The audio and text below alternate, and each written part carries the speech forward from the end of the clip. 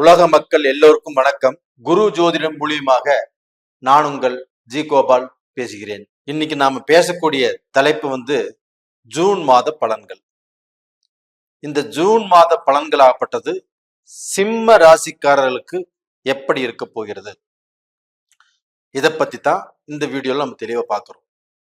அப்ப சிம்ம ராசிக்கு இந்த மாத கிரக அடைவுகள். ராசிக்கு 2ஆம் இடத்தில் கேது பகவான், 7ஆம் இடத்துல சனி பகவான், 8ஆம் இடத்தில் ராகு பகவான், 9ஆம் இடத்துல ஜூன் 1 அந்த செவ்வாய் பகவான் ஆப்பட்டது மீனத்திலிருந்து பயிற்சி ஆறாங்க. 10ஆம் இடத்துல சுக்கிர பகவான், சூரிய பகவான், புதன் பகவான், இவர்களோடு குரு பகவான். 10ஆம் இடத்துல 4 கிரகங்கள். 11ஆம் இடத்துக்கு ஜூன் 12ஆம் தேதி சுக்கிர பகவான் பயிற்சி ஆறாங்க மிதுன ராசிக்கு. 14ஆம் தேதி புதன் பகவான் மிதுன ராசிக்கு பயிற்சி ஆறாங்க. 15ஆம் தேதி சூரிய பகவான் மிதுன ராசிக்கு பயிற்சி ஆறாங்க. இது இந்த மாத கிரக அடைவுகள். அப்ப இந்த மாத கிரக அடைவுகளால் எங்களுக்கு ஒன்று ஏதாவது நல்ல வழி பிறக்குங்களா? நாங்க நல்லா இருக்கிறதுக்கு வாய்ப்பு இருக்குதா? எங்களால ஏதாவது ஒன்று ஆரம்பிக்க முடியுமா? ஏதாவது பார்ட்னர் சேர்ந்து தொழில் ஆரம்பிக்கலாமா? எனக்கு வேலை கிடைக்குமா? எனக்கு திருமணம் நடக்குமா? எனக்கு குழந்தை பேர் கிடைக்குமா? அப்படிங்கிற ஆர்வத்தோடு தான் இந்த வீடியோவை பார்த்துட்டு இருக்கிறீங்க. இந்த வீடியோல பாருங்க, உங்களுக்கு இருக்கக்கூடிய கிரக அமைப்புகள் ஆப்பட்டது 9ஆம் இடத்துல பாக்கியஸ்தானத்தில் சிம்ம ராசிக்கு நட்பு கிரகமான செவ்வாய் பகவான் 9ஆம் இடத்துல ஆட்சி. நல்லா கவனிச்சுக்கோங்க.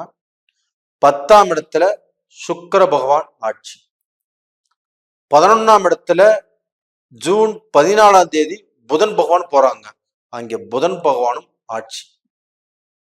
இதுக்கு மேல என்ன வேணுங்க? நான் சொல்வதை நீங்கள் மனதார ஏற்றுக்கொள்ளுங்கள். இது பார்க்க போனா ஒரு டைம் பாஸ் சொல்லக்கூடிய வீடியோங்கிறது இல்லை.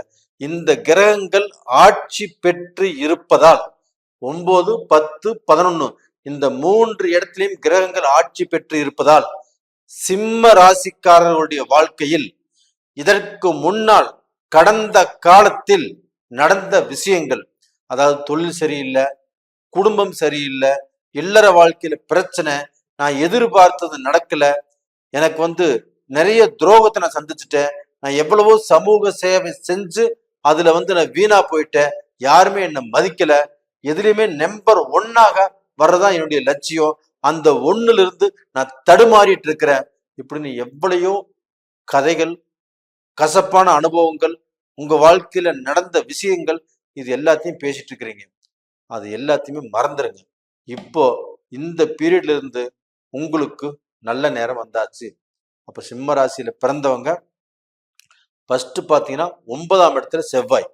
இந்த 9ஆம் இடத்துல செவ்வாய் உங்களுடைய நட்பு கிரகமாகப்பட்டது ஆட்சியாக இருப்பதால் உங்களுக்கு அப்பா ஸ்தானம், அப்பா கூட உங்களுக்கு நல்ல நட்பு முறை உருவாகும்.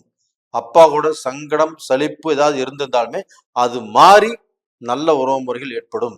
அப்போ அப்பானாலேயோ தாத்தானாலேயோ பாட்டனாலேயோ இவங்க மூலியமாக உங்களுக்கு நல்ல விஷயங்கள் நடப்பதற்குண்டான ஒரு பாக்கியம் இருக்குது.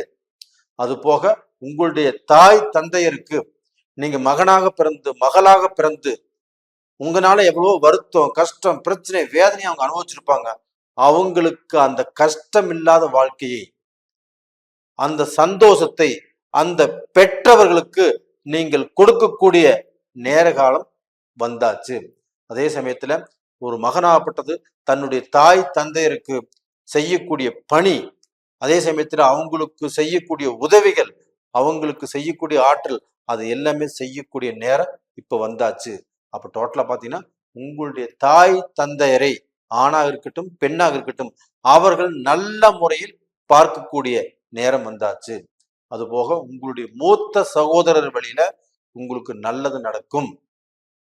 அப்ப அவங்களுக்கும் உங்களுக்கும் நல்ல லிங்க் உருவாகும். அப்ப அவங்கனால் ஒரு நல்ல பலன் அனுபவிக்கக்கூடிய வாய்ப்புகள் வந்தாச்சு. இது போக 10ஆம் இடத்துல குரு பகவான், சுக்கிர பகவான், சூரிய பகவான், புதன் பகவான் அங்க வந்து சுக்கிரன் ஆட்சி 10ஆம் இடத்துல. அப்ப அந்த ஆட்சி பெற்ற சுக்கிரனோடு உங்களுடைய ராசிநாதன் குரு பகவான் இருக்கிறாங்க. அப்ப அந்த 10ஆம் இடத்துல தசமஸ்தானத்தில் ஒரு கிரகம் ஆட்சியாக இருப்பதும், உங்களுடைய ராசிநாதன் அந்த ஆட்சி பெற்ற கிரகத்தோடு சேர்ந்திருப்பதும் கண்டிப்பாக எந்த தொழில் நீங்க செஞ்சுட்டு இருந்தாலும் சரி, அந்த தொழில்ல இந்த பீரியட்ல ஒரு அசுர வளர்ச்சியை பார்க்கக்கூடிய நேரம் வந்தாச்சு. அப்ப வந்து கடந்த காலத்துல எனக்கு தொழில் சரியில்லை, தொழில நஷ்டம், எனக்கு வேலையாட்கள் அமையல, அந்த தொழில விட்டுற அப்படின்னு நினைச்ச உங்களுக்கு இந்த பீரியட்ல அதே தொழிலை எடுத்து செய்வீங்க.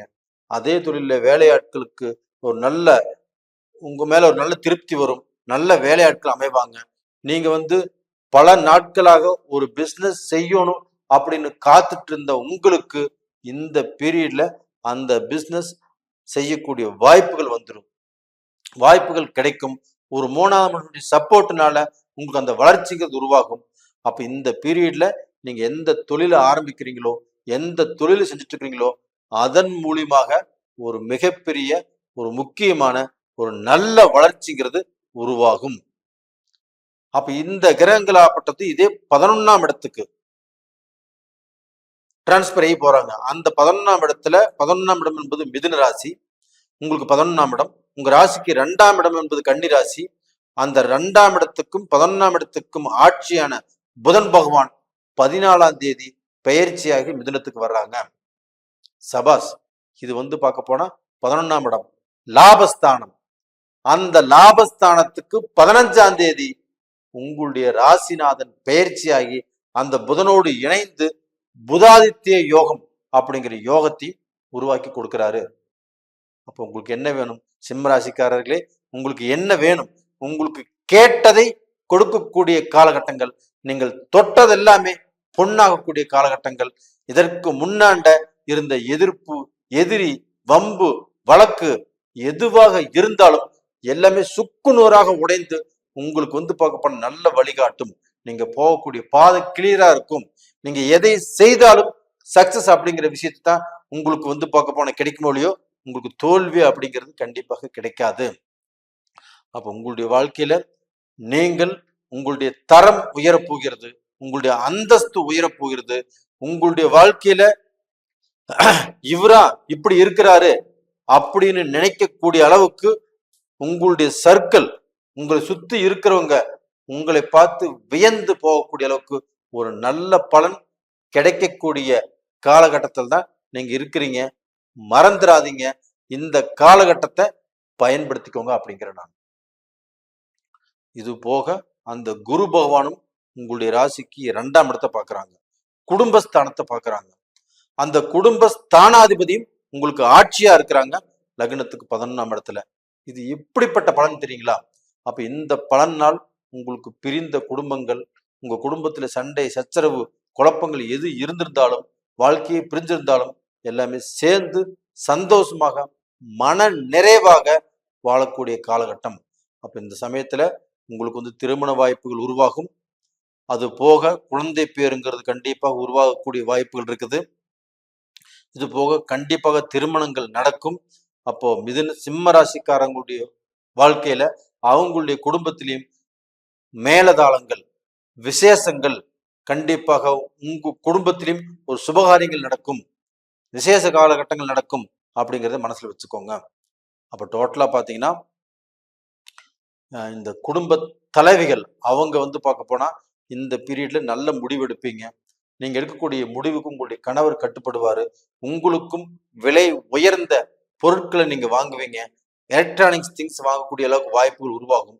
இதனால அந்த குடும்ப தலைவிகளுக்கு நல்ல சந்தோஷம் கிடைக்கும், நல்ல மரியாதை கிடைக்கும். உங்களுடைய பேச்சுக்கும் உங்களுடைய சொல்லுக்கும் எல்லாரும் கட்டுப்படுவாங்க. இந்த மாதிரி காலகட்டம் இருக்குது. அப்ப டோட்டலா பாத்தீங்கன்னா எல்லாருமே நல்லா இருப்பீங்க. எந்த கவலையும் பட வேண்டாம், தைரியமாக இருங்க. அதே சமயத்துல நீங்க வந்து வெளியில உங்களுடைய சுற்றத்தார், உங்களுடைய நண்பர்கள் இவங்க கூட பழகும் போது அந்த பழக்க வழக்கத்துல ஜாக்கிரதையா இருங்க. யாரையும் முழுசா நம்பாதீங்க. அதே சமயத்துல ஒரு தொழிலே ஆரம்பிச்சாலும் அந்த தொழில்ல யாரையுமே முன்னாண்ட வச்சு இவங்க தான் பெரியவங்க, இவங்க மூலியமா தான் இதை நான் செய்யறேன் அப்படிங்கிறது யார்கிட்டையும் சொல்ல வேண்டாம்.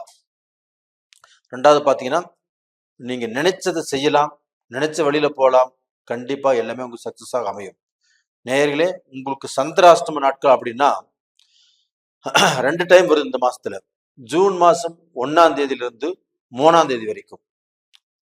அதுக்கப்புறம் பார்த்தீங்கன்னா, அதே ஜூன் மாசம் 28ஆம் தேதி விடியற்கால 4 மணியிலிருந்து ஜூன் மாசம் 30ஆம் தேதி 7 மணி வரைக்கும் உங்களுக்கு இந்த சந்திராஷ்டம நாட்கள். அப்ப அந்த சந்திராஷ்டம நாட்களை கவனித்து அந்த நாட்களில் முக்கியமான காரியங்களை செய்ய வேண்டாம், முக்கியமான முடிவுகள் எடுக்க வேண்டாம், அந்த நாள்ல எந்த சைனும் பண்ண வேண்டாம். அதை மட்டும் கொஞ்சம் கவனிச்சுக்கோங்க. நேயர்களே, இந்த பதிவு பிடிச்சிருக்குன்னு நினைக்கிறேன். பிடிச்சிருந்தா லைக் பண்ணுங்க, சப்ஸ்கிரைப் பண்ணுங்க, ஆல் அப்படிங்கிற பெல் பட்டனை பிரஸ் பண்ணிக்கோங்க. உங்களிடமிருந்து விடைபெறுவது உங்களின் ஜி கோபால். நன்றி, வணக்கம்.